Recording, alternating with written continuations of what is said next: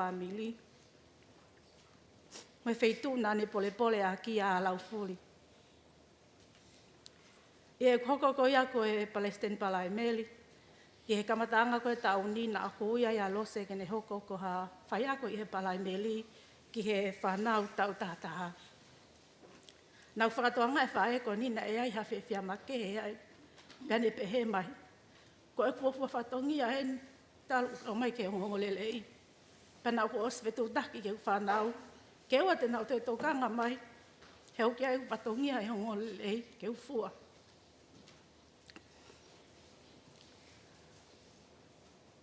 Ko e kuki whahalahi, nani o vale au pito i he ku whahaki ai ko Lose ko ne malolo. Pea ne pehe mai. Lose is a very kind lady. She's nice. And she's soft whenever she teaches a lesson in our class. Take ai whakakaukau ke whakamoui. Nani o whai e whanau vale. He nani whekau ke na om kia te ia, he o ka nau tōlai pule anga he langi. I he ngahi wike ko Māliwa atu, na e talatala noa pēr whae koe ni, ka hili e mau konfelinis whakasteiki, tene wholawat ki Australia, o aahai ke ne whanau, iai. Nā ne tala noa pēhe, ui kai e whakatatari ke alu pia whoki mai mo tahano whangamua puna ko MJ. Nā ne pehe, ko le whok mai pena MJ, te alu ke maalu ke lotu, pa te awe ke he youth, pa ui kai ke whakatatari, ke hoko no tau tahiwa ke alo ngau e whakawhai whekau. Nea ona i kai lava ai, palani ai whae koe ni, ka au ki ai ha whekau mahu inga, au kone tuku mai ke te ki tau tol ke tau wako mi ai.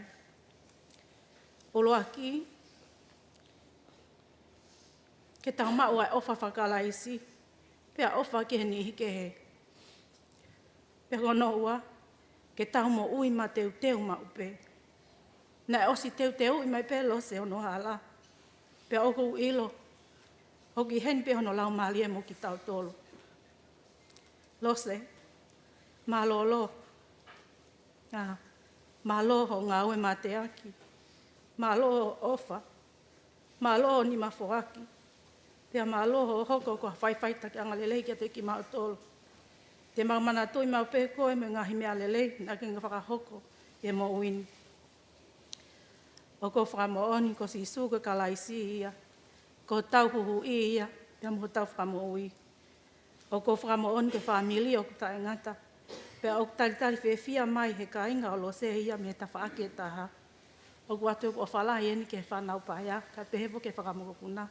Pea ko e ki lea pe ku lava ke whakahoko, i loto whakatoa ki lalo mooni, pea i wafa si suka laisi. Amen.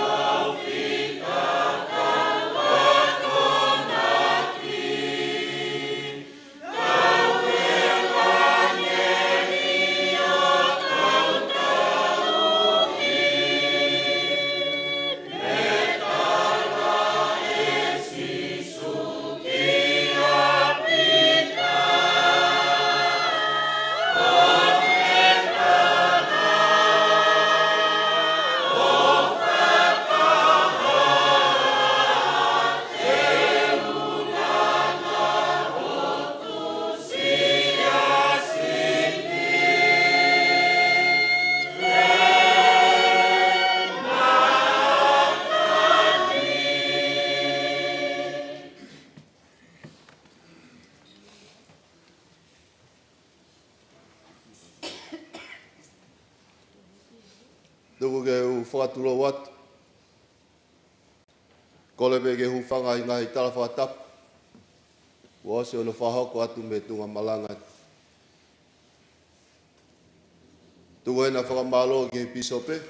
Kai pehe ke pastene steiki. Koi whenga maali e ke o mai mo ok. Ke ukanga kakao